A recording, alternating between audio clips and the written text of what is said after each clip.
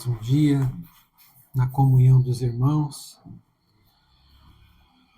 para liberar uma palavra que o Senhor colocou no meu coração, uma palavra de guerra, né? Uma palavra de guerra. Já abrimos o culto aqui pedindo para Deus nos revestir de toda a armadura, da ordem aos anjos, né? É um culto de Santa Ceia, mas também estamos no termo do jejum. O jejum termina no último dia, sexta-feira. É um jejum de 40 dias. Que o Senhor traga transformação mesmo, né? Nas nossas vidas, nas nossas casas. Eu estava pensando 40, né? O que acontecia, né? Esse jejum de 40 dias, 40 anos. O que acontecia quando tinha esse número 40? E Moisés foi para o monte, ficou 40 dias. Na primeira descida, ele teve que destruir a idolatria. E destruiu, né? O bezerro de ouro. Mas ele teve que voltar logo em seguida e desceu de novo, mais 40 dias, e desceu com a lei, né? A ordenança de Deus, para eles obedecerem a algo santo. Jesus, né, foi para o deserto, foi tentado, e dali em diante começou o ministério, veio o tempo da graça. E que eu me lembro, mais 40 aí, eram 40 anos no deserto, né? Mas depois também dos 40, eles entraram na promessa de Deus, né? Que o Senhor faça tudo aquilo que Ele tem de propósito para as nossas vidas, né? Que todo tipo de impedimento saia. A gente tem orado pelo renovo, tem orado pelo legado, né? Nosso legado é espiritual.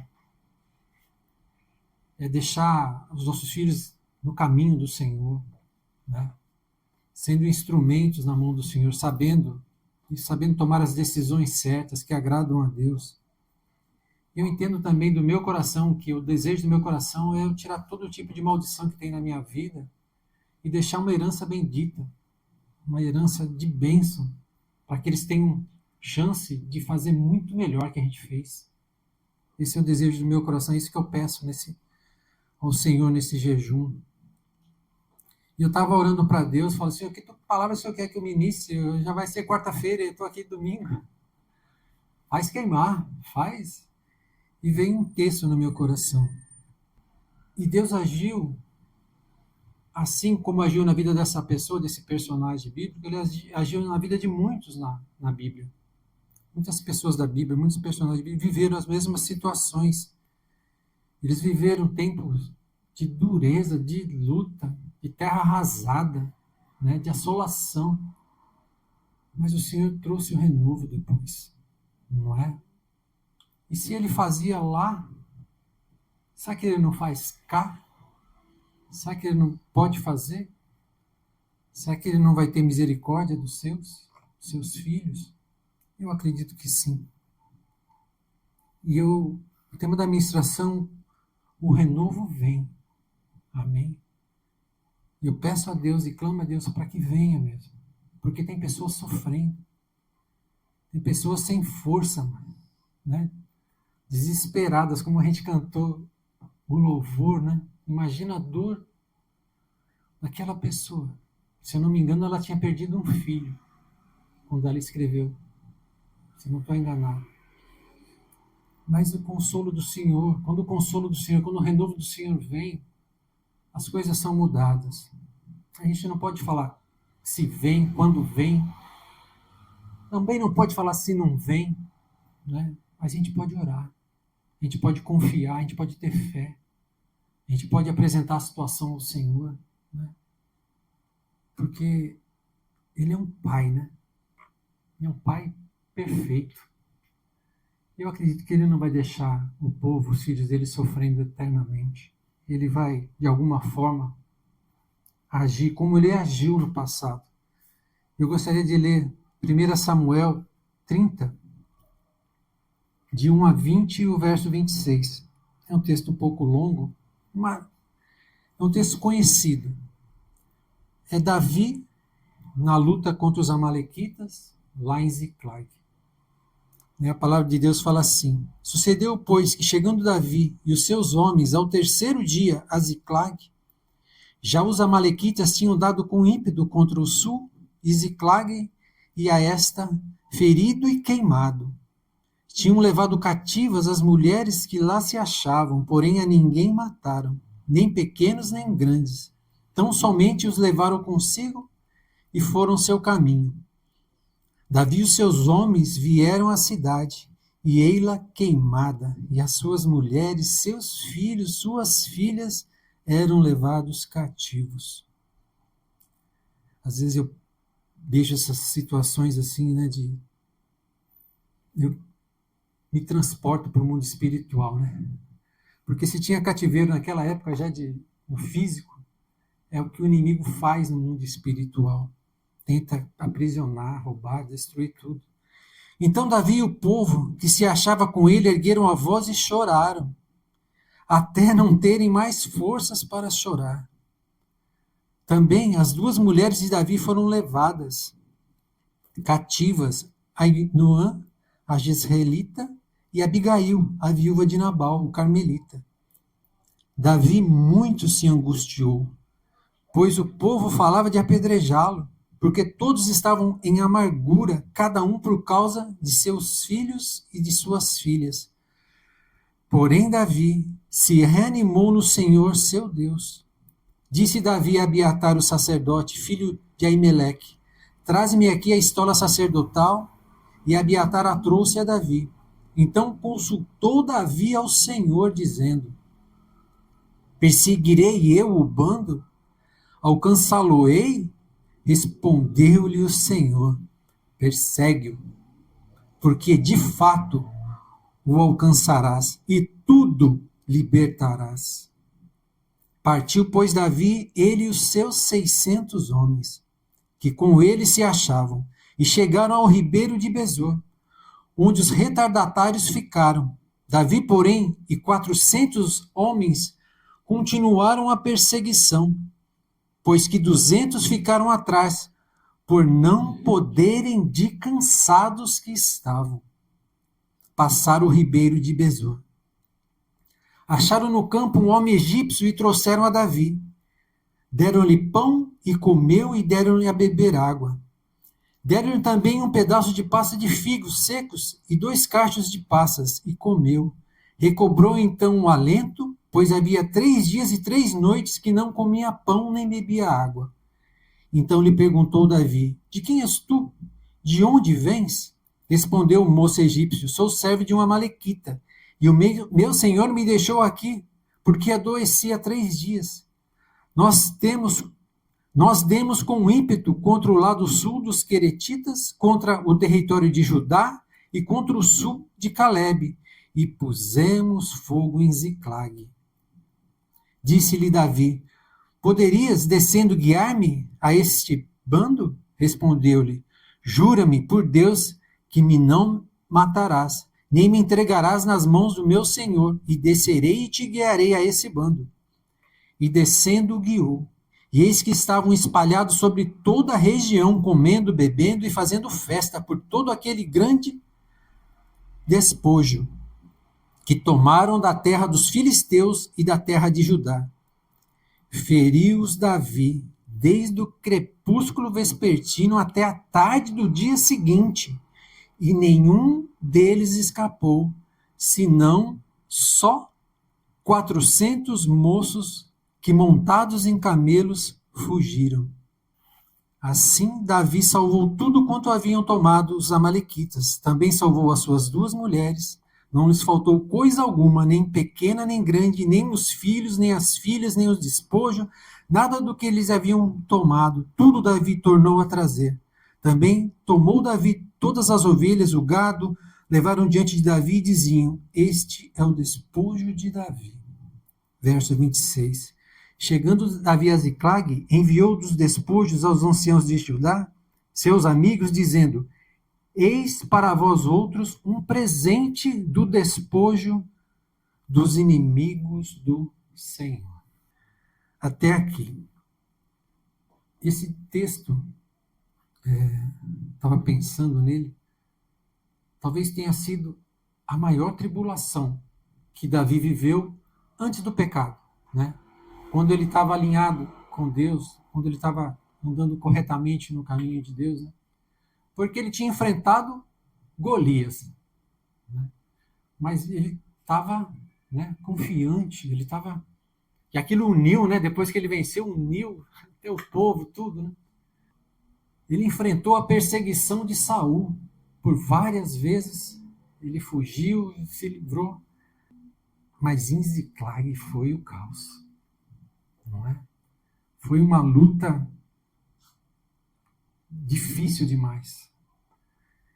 E o que a gente pode aprender, né, com alguns personagens, como eu falei no começo, bíblicos?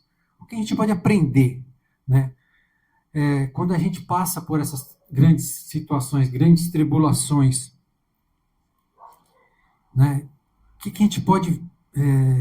como eles viveram essas situações e como eles viveram depois o renovo, de que forma, o que a gente pode entender e trazer para os nossos dias, né? Então eu vou citar alguns aqui, só que esses que eu vou citar, se a gente for analisar a vida deles, eles não tinham nada que denegrisse, né? Nenhum tipo de pecado, mesmo Davi até essa data. Então, vamos pensar nessas pessoas, nesses homens de Deus, nessas situações. Engraçado porque eles viviam, eles eram homens de Deus, eram pessoas posicionadas, estavam no chamado, mas viveram grandes tribulações. O primeiro, a coisa que a gente pode aprender, que me chamou a atenção, é não lutar contra os seus, né? Aprenda com Davi. Se você pegar o capítulo anterior, o capítulo 29, Davi, ele tinha saído lá de Ziclag e tinha ido para Zeca. Lá estavam todos os príncipes dos filisteus que eles iam lutar contra Israel, contra Saul. Só que na hora que o rei Ax, que Davi servia, chegou nesse lugar, os outros príncipes, reconhecendo Davi, falaram, não, esse não vai lutar conosco. Eles ficaram com medo de Davi se voltar contra eles, né, porque eles estavam na retaguarda. Então, Ax fez com que Davi retornasse para Ziclag. Quer dizer, na verdade não foi Ax, na verdade foi Deus, né, falando, você não vai lutar contra o meu povo, você não vai lutar contra o meu ungido. Então, a gente tem que aprender isso, que a nossa luta não é, como abrir o culto, não é contra a carne e contra a sangue. Não é contra a nossa família. Não é contra aqueles que estão próximos de nós. Não é. Né? Isso não é. Então, é algo que a gente tem que, de verdade, tem que estar pensando todo dia. Tem que estar renovando esse pensamento na nossa mente todo dia. Porque os nossos sentimentos, a nossa língua, né? Gente, a gente tem que vigiar, né? Vigiar e vigiar muito. Porque a gente não vai estar fazendo a vontade de Deus, primeiro. Depois a gente vai estar ferindo, porque a palavra nossa é espada. A gente vai estar ferindo aqueles que a gente tinha que abençoar. Então pense, se você tem alguma situação que você não consegue segurar, te deixa descontrolado, né? Às vezes falando o que não queria, peça para que o Senhor te ajude. Né? Pense nessa passagem, para que o Senhor te capacite, para que você possa, no seu particular, orar pela pessoa. Né? E com certeza essa situação vai mudar. Né? Essa tribulação, essa luta vai passar. A gente tem filho, né? A gente sabe as lutas que a gente enfrenta. Agora tem netos, né, Lia? Então a gente sabe. Muitas vezes a gente quer fazer naquilo na força, né? Tem que fazer assim, e acaba, às vezes, exagerando. E se perdendo a mão, né, que eles falam. Então, vigie, tome cuidado, peça para o Espírito Santo te guiar. Outra situação, segundo ponto. Aprenda com José a perseverança. José ficou 13 anos entre escravo, né, e preso, prisioneiro. Ele tinha certeza da promessa dele. Ele tinha certeza do propósito que Deus tinha para a vida dele. Então a gente tem que vigiar isso também. Colocar isso no nosso coração, falar, o Senhor tem um propósito para a minha vida. Mesmo eu passando nessa situação tão difícil que eu estou passando, eu sei que o Senhor tem um propósito para todas essas coisas. Aí, daqui um pouco, passou um tempo, o renovo de Deus veio na vida dele. Ele foi levantado, né? Governador do Egito. Acabaram todos os problemas? Não. Mas, foi uma transformação. Né? Foi um renovar mesmo das forças, do ânimo, de tudo, né? Do completar o plano de Deus na vida dele. Terceiro, como Jó. Eu, sinceramente, para aguentar o que Jó aguentou, não sei não. São poucos. Né? Eu creio que eu não sou um deles. E a gente tem que aprender com Jó. Mesmo passando tudo aquilo, a hora que você já não está aguentando mais, você já passou do seu limite. Já passou.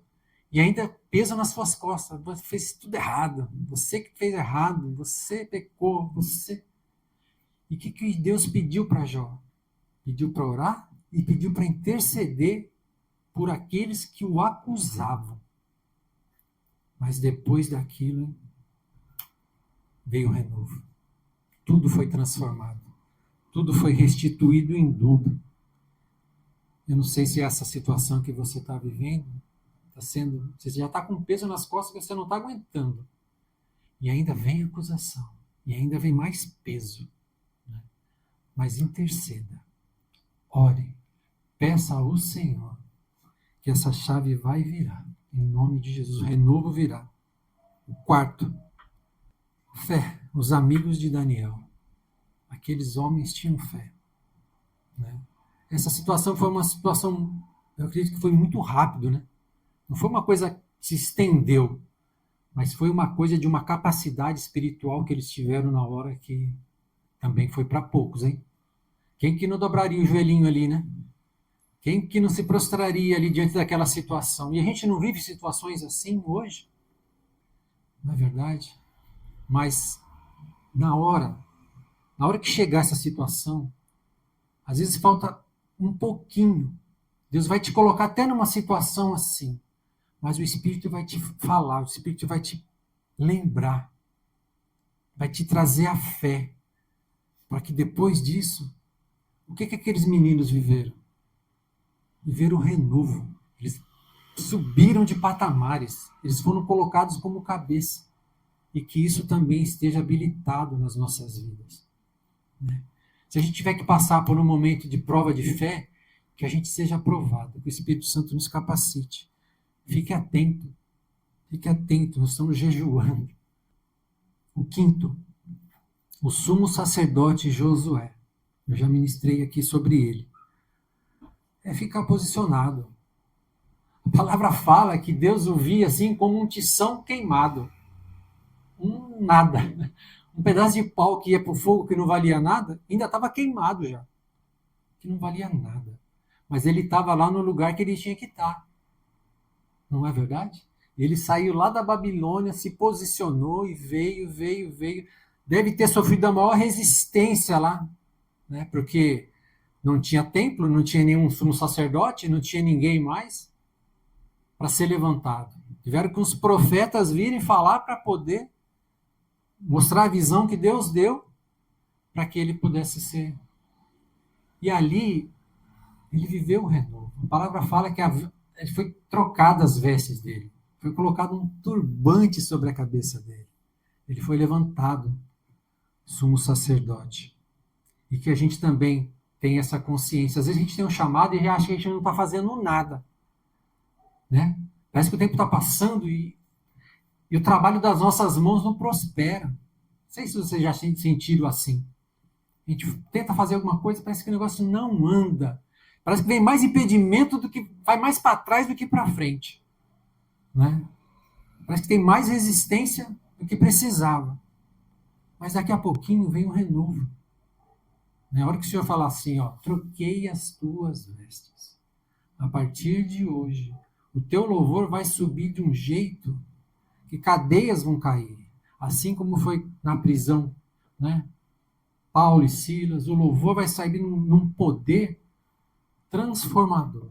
Às vezes uma ministração, às vezes uma sombra, né, de um servo de Deus vai curar, vai libertar, vai transformar, vai convencer, vai mudar situações. Posicionamento. Continua firme, né, como já foi ministrado, né, Pastor Gil. Posicionamento. Continua firme. Não se afasta. Não fique esperando os milagres, mas fique esperando, né, a Deus, a vontade de Deus, independente de qualquer coisa. Não faça nada por troca, e nunca foi por troca. Posicionamento. Mas eu queria falar mesmo de Davi. O que aprendemos com Davi? Nessa passagem. O que eu aprendi? Eu aprendo com Davi nessa passagem. Primeiro, consultar a Deus. Consultar o Senhor. E segunda coisa, lutar.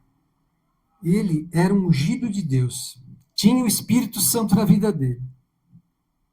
Mas passou por uma situação desse calibre. Nessa situação mortal, ele ainda teve que lutar. A palavra fala, que eles choraram até não ter mais força. Imagina, 600 homens guerreiros. Os caras já tinham enfrentado de tudo. Não conseguiam parar de chorar. Desespero. Sabe quando a pessoa está desesperada? E para piorar, aqueles 600 homens que eram fiéis a Davi, vamos apedrejá-lo. Ele é culpado de tudo. Queriam matá-lo. Sabe o que Davi fez? Parou de chorar. Parou de chorar. Foi buscar a Deus. Foi consultar a Deus para ver qual que era a saída, o que ele devia fazer. Será que a gente está vivendo situações assim hoje? Que a gente só tá doendo, tá sofrendo, né? Tá parecendo que a gente está meio esmagado. E a gente está chorando, tá lamentando só, tá com pena da gente, tá até murmurando muitas vezes. Será que essa é a vontade de Deus? Ou será que a gente tem que parar com isso? E a gente tem que buscar a vontade de Deus, buscar a direção do Senhor. É para pensar.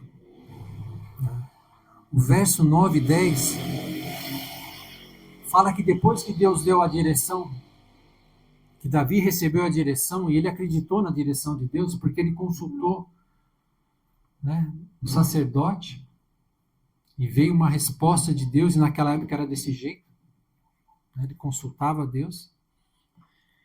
Eles falam que eles saíram dali e foram à perseguição daquele bando que tinha levado a família deles, né, tudo que eles tinham acumulado. E se a gente for pensar, eu estava pensando nisso, né? Às vezes a gente fica pensando fora do texto, né? Imagina, Davi estava onde? Ele estava em Ziclag, né, com a família. Eles foram para Zeca para lutar. Sabe quantos quilômetros tem de um lugar ao outro? Mais ou menos? De 100 a 120 quilômetros. E eles foram para lá, bateu lá, Davi voltou, uns 3, 4 dias de caminhada, chegou em Ziclag, o que aconteceu? Destruição. Imagina o peso, né? O desânimo que eles não estavam. E eles foram, perseguiu aquele bando que tinha levado tudo que eles tinham, toda a família. E fazendo estudos, eles andaram mais uns 60 quilômetros. E aí a palavra fala que eles chegaram num ribeiro. E nesse ribeiro, dos 600, 200 estavam exaustos, cansados, sem força, sem em um tipo mais de ânimo. E ali eles ficaram. Acompanharam Davi mais os 400 que sobraram. Vocês acham que esses 400 não estavam cansados? Eu estava pensando nisso. Eles andaram a mesma coisa, não é? E eles sentiram a mesma dor. Mas 400 ainda não desanimaram, não pararam. O que eles tinham de diferente? Sabe o que eu acho que eles tinham de diferente? A palavra nunca fala. E está no meu coração. Eles tinham uma família. Eles estavam lutando pela família deles. Eles estavam indo atrás pelos filhos, pelas filhas, que a palavra fala. Né? Eu vejo hoje a nossa vida assim, sabe? Nós não estamos lutando no mundo físico, nós estamos lutando no mundo espiritual. Né? Porque a nossa luta é essa. Só que a gente trava guerras ferozes também. E com o travar das guerras, com as situações que vão acontecendo, nós também vamos ficando cansados, desgastados. Mas esse amor, né? Eu vejo assim muito nas mães. Esse amor de mãe é algo... Ela não desiste. Ela não para de lutar. Ela não se importa com a noite, com o dia, mas ela está sempre ali. Está sempre ali buscando, está sempre querendo, né? E aí a palavra fala que eles foram e alcançaram, encontraram um servo egípcio e conseguiram alcançar o exército inimigo. E eles lutaram, gente. Eles andaram mais um tanto. Olha só, eles estavam cansados. Eles atravessaram o ribeiro, andaram mais um bom tanto, que a gente não sabe, a palavra não fala quanto, e lutaram mais de um dia contra os amalequitas. Apenas 400 fugiram. Só 400. Imagina quantos não tinham. E eram só 400 homens cansados que estavam com Davi. Não era isso? E eles lutaram. Depois de fazer tudo isso, eles lutaram e venceram todo aquele exército. Apenas 400 que fugiram.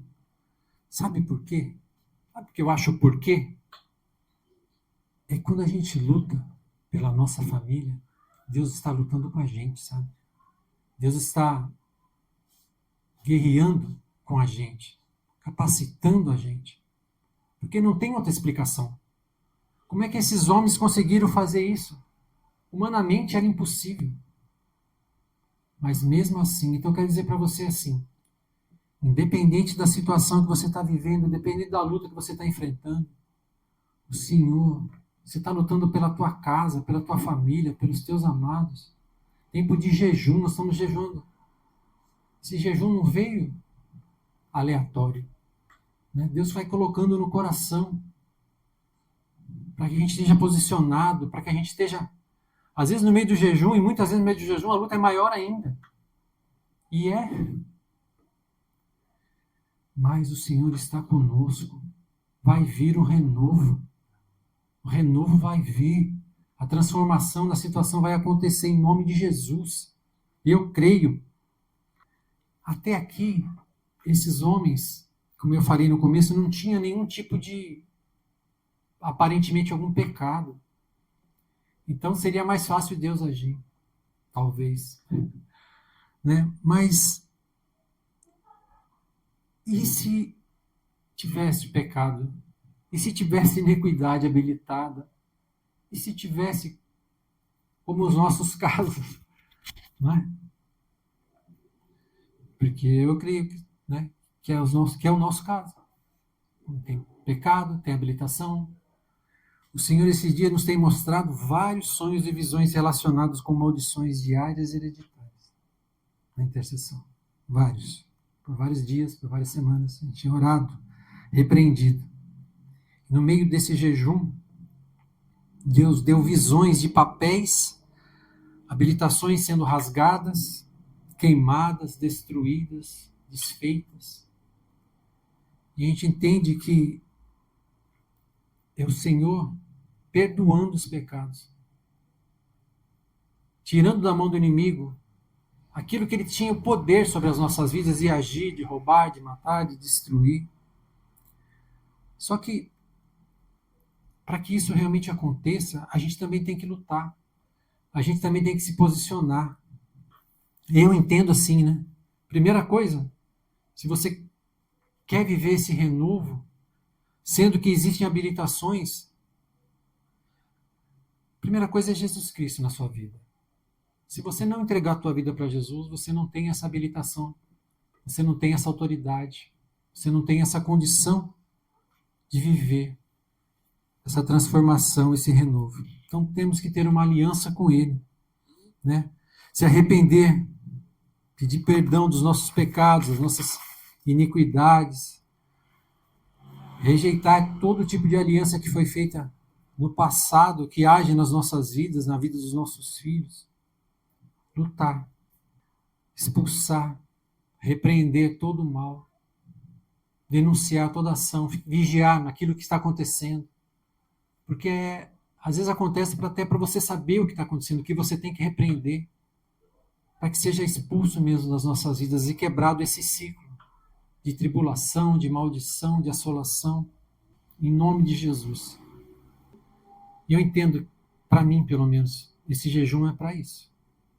Esse jejum é para quebrar toda habilitação, é para a gente lutar pelos nossos queridos, é para a gente lutar pela nossa família, é para clamar ao Senhor que seja quebrado todo ciclo, né, de maldição, todo tipo de bloqueio, de impedimento que nos rouba da presença do Senhor, que nos impede de cumprir o plano que Ele tem, o chamado, não só individual, mas como família, como igreja. O Senhor tem planos, o Senhor tem propósitos. E existem impedimentos. Ou a gente espera acontecer, ou a gente luta. Ou a gente se conforma com o que está acontecendo, ou a gente busca o Senhor e faz como Davi, luta. E vai atrás, algo impossível, humanamente falando. Mas aconteceu, mas teve a parte de Davi. Eu sei assim, Davi teve tudo restituído, com o despojo. Tudo e todos, principalmente. Todos restituídos. Não é verdade? E em pouco tempo depois, o que aconteceu? Depois dessa tribulação imensa, ele foi ungido rei. Aquele propósito, aquela promessa que Deus tinha na vida dele, se cumpriu. Então ele viveu o renovo do Senhor. Eu creio, né, que o Senhor pode fazer e vai fazer, no tempo, na hora, do jeito, para a honra e glória do nome dele. Mas eu creio que a gente tem a nossa parte. Não é tudo esperar de Deus, porque tem coisa que a gente tem que mudar, tem o Senhor que a gente tem que receber. E se não recebe o Senhor, não tem nada. Não tem vida. Né? Continua em prisão, em cativeiro. Mas se você recebe o Senhor, não é tudo automático. Receber o Senhor, está tudo certo. A gente vive luta até hoje, a gente está lutando contra o mal até hoje. E tem que continuar lutando mesmo para ir avançando e conquistando. Mas temos a nossa parte a fazer. Então, eu te convido a orar, eu te convido a pedir que o Senhor receba o nosso jejum, né? Que esteja diante do Senhor, que Ele olhe para a nossa família, olhe para a nossa herança, assim como Ele olhou para a família daqueles homens, para a família de Davi, e Ele enviou socorro. Ele enviou o conselho, Ele enviou o poder, Ele enviou as forças, Ele enviou tudo. Né? Enviou até um doente no caminho para poder guiar. Que o Senhor envie tudo aquilo que é necessário. Que Ele tenha misericórdia de nós. Tenha misericórdia dos nossos filhos. Tenha misericórdia de tudo que foi feito que não agradou a Deus. Que Ele tenha misericórdia de nós. Que Ele continua rasgando e queimando toda a cédula de dívida. Deus mostrou pessoas sendo tiradas de fortalezas, sendo resgatadas de fortalezas. Eu clamo ao Senhor que Ele continue fazendo, sabe? Que Ele continue libertando as nossas almas, os nossos queridos, né? E que a gente possa ser levantado mesmo, né? Num tempo novo. O renovo do Senhor, o renovar do Senhor, do Espírito Santo nas nossas vidas. Que a gente possa fazer tudo diferente, tudo alinhado com a vontade do Senhor. Eu te convido a orar, como eu tenho orado, pela minha família, pela igreja. Eu sei que vocês estão aqui, vocês são os que mais oram. Na verdade, é os que mais oram, estão na linha de frente sempre. Vocês são guerreiros mesmo como os guerreiros de Davi, né? Ungidos por Deus. Só que nossa luta é no mundo espiritual. E com certeza a gente vai ver a transformação. Amém? Vamos orar. Senhor, em nome de Jesus, Pai. Humildemente, Pai, nos lançamos aos teus pés. Ô Senhor, assim como Davi chorou, pranteou, Pai, se desesperou, nós clamamos a Ti, Pai, pela Tua misericórdia, Senhor. Ô Senhor, se nós temos falhado e temos, se nós temos pecados e temos, Pai, se os nossos filhos têm falhado e pecado, têm pecado sim, Senhor, os nossos, ô Senhor, antepassados deixaram maldições sobre as nossas vidas, Pai. Nós clamamos a Ti agora pelo Teu perdão, Pai, pela Tua misericórdia, Senhor. Em nome de Jesus Cristo, Pai, que seja apagado mesmo, Senhor, todo mal, todo pecado cometido, Pai, toda iniquidade. Nós te pedimos perdão, Senhor, nos lava, Pai, no sangue de Jesus Cristo. Continua, Senhor, rasgando, Pai, visitando cada lar, rasgando cada cédula de dívida, cada situação habilitada, Pai, que está na mão do inimigo. Vai tirando, tomando, rasgando, queimando e desfazendo agora em nome de Jesus, Pai. Ah, Senhor, nos dá força, nos dá estratégia, Pai. Nos dá direção para que nós possamos guerrear as guerras que temos que guerrear, Senhor. Assim como o Senhor direcionou Davi, os seus valentes, Senhor.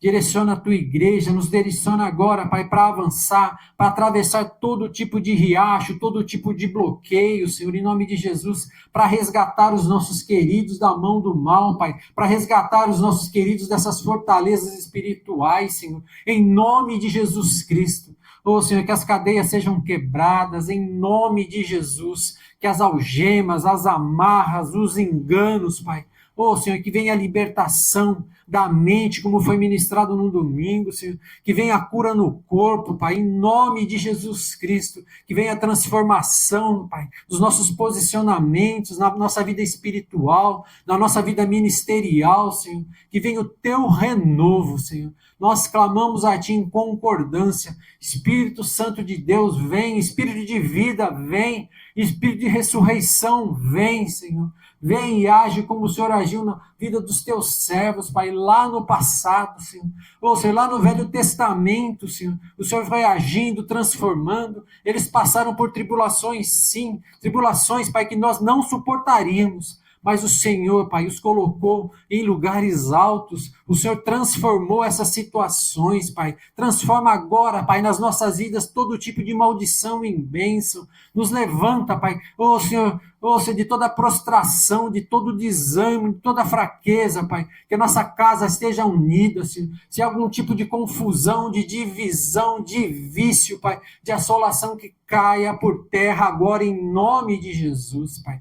Nós clamamos a Ti, esperamos sim, Pai, e profetizamos que o Teu renovo vem, e que o Teu renovo venha, Pai, em cada situação. Visita, Pai, os nossos lares, visita a vida dos nossos filhos, as casas dos nossos filhos, da nossa herança, Pai, em nome de Jesus Cristo, para que haja testemunho, para que o Teu nome seja exaltado, glorificado, e que a gente possa ser mesmo, Senhor, levantado, transformado, que possamos subir de patamares para fazer a Tua obra, Pai, para que nós possamos ver a Tua obra prosperando, que nós possamos ver vidas, Pai, essas cadeiras cheias, esse lugar pequeno, Pai, a igreja, a vida sendo salvas, transformadas, tocadas, Pai, por Ti. Vem, Espírito Santo, e toma controle. Nós clamamos a Ti, Pai. No santo nome de Jesus. Amém. Amém.